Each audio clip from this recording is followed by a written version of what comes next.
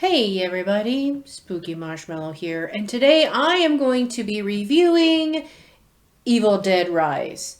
So, it's rated R, and Rotten Tomatoes gave it an 84. I am going to actually agree with Rotten Tomatoes.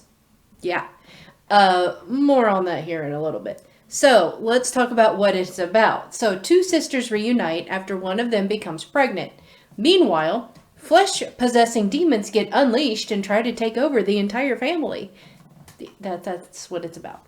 All right, so let's get to my take on it. So, it contains three throwbacks to classic horror movies within the film at different moments. Not gonna tell you what because I offer no spoilers. So you should see the film and you should try to figure out what they all are. To me, all three of them were just blatantly obvious, but maybe they won't be to you. I don't know. If you've seen the film, let me know down in the comments section below if you found all three classic horror movie throwbacks in the film, but do not say what they are, because if you do, I will find that comment, I will delete it. Okay. The beginning is good. It grabs your attention, that's for sure. Good music. It gets a bit slow. Okay, it gets a lot slow. But there's lots of jump scares. Cool elevator scenes. The sound effects are good. Special effects are good. Sound effects. Let me just talk on that. And I've talked on that before on a couple of other movies as well. I am a sound person where, like, for example, if I hear somebody throwing up in the next room, it will make me gag and want to throw up. I cringe very easily at sounds. I'll just say that. I was cringing a lot during this film.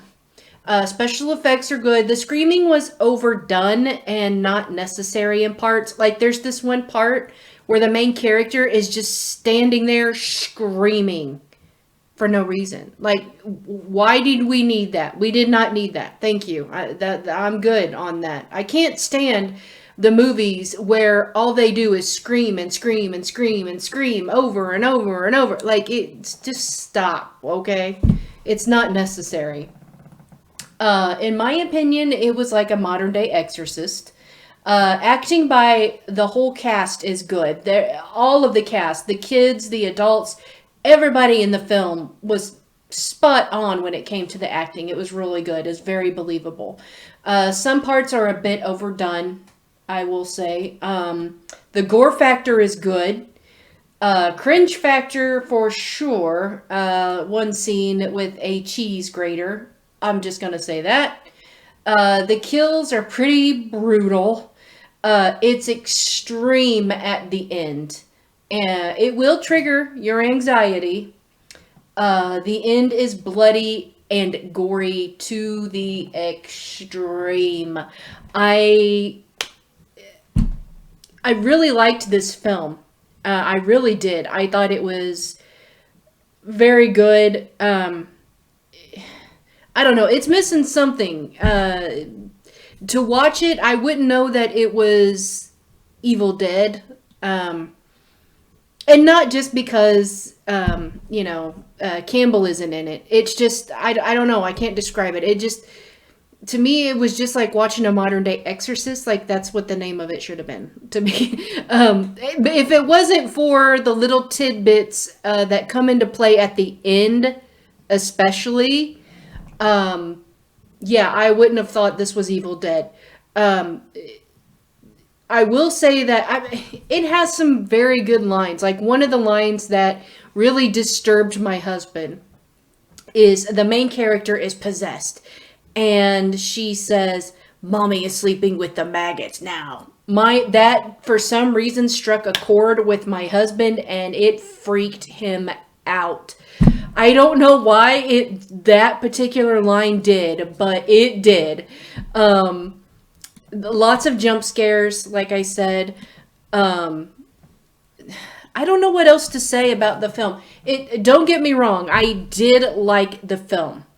And the reason that I agreed with Rotten Tomatoes on an 84 is because it's a good film overall. Like, even if I didn't know it was Evil Dead, like if I'm just watching this movie, I would have thought it was a great horror movie. It really is.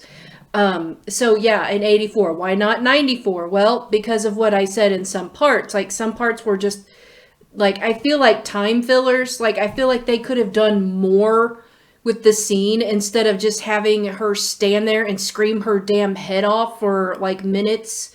Why do we need that? Is that necessary? No, we don't need that. They could have done more action. They could have done more with that scene. And I feel like there's a lot of scenes in that film that were so slow that you become uninterested. For example, I saw 2 or 3 people like actually get up and walk out. And I was just like, wow, that's messed up. Like, and it wasn't because they were horrified, because it hadn't even come to that part yet, but because it was so slow.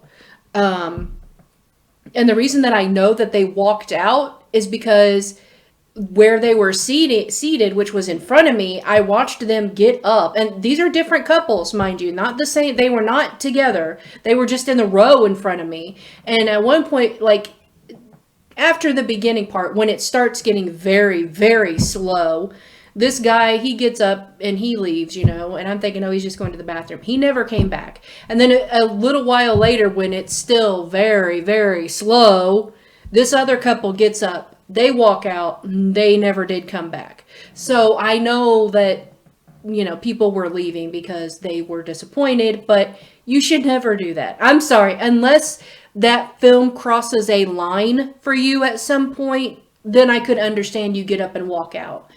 But just because it's really slow, like, yeah, I was bored. I was sitting there on my phone, not gonna lie, like on my phone, just, going down rabbit holes, like really, like getting ticked off. I really paid this much money for this. Very disappointing. But then when it picks up, and it does not stop. It just keeps going and going and going until the end is a complete extreme. It's utter chaos. You don't know what the heck's going on. You don't know who's going to live, who's going to die. Blood is everywhere. Yeah. And that's it.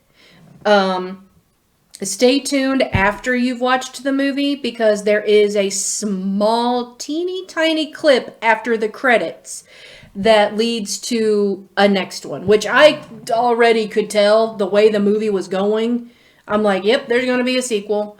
And sure enough, after the credits, they give you a little tidbit there, a little morsel saying, hey, come back and bite, because we're going to do a sequel to this. So, it's nothing big, but it's worth like sitting through the credits for, And that's another thing I always do. I always sit through the credits just in case there's a clip that comes up at the end, to make you be like, oh, yes, here we go. There's going to be more. There's more to this story.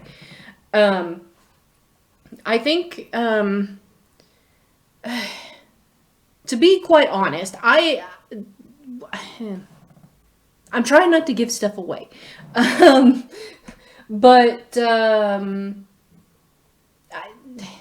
Yeah, go see it. Just go see it. Just go see it. Just go see it. Just go see it.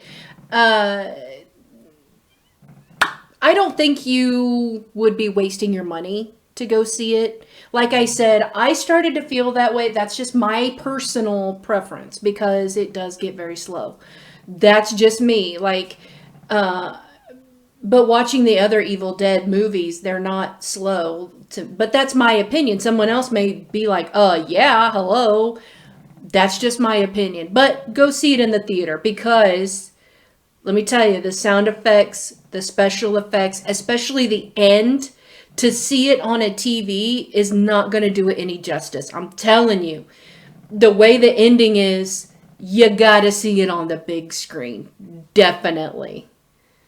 All right, that's going to do it. I'm going to wrap it up now before I end up giving something away. I'm really trying not to. So definitely go see it. Evil Dead Rise. It is now playing in theaters. Go see it. It is rated R. So yeah, it's definitely worth a movie go. It's definitely worth the cost of a movie ticket to go see it. Yes. I'll just say that. All right, that's going to do it for now. I'm Spooky Marshmallow. And remember, stay spooky, my friends. But here's another little tidbit. Like, I found out that The Conjuring 4 is a thing. It's coming. I believe it's called Last Rites. And I am so excited. I cannot wait to see that movie. Okay, now the video's over, I promise.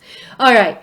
Miss Letty, that's my other channel. Spooky Marshmallow here saying, stay spooky, my friend.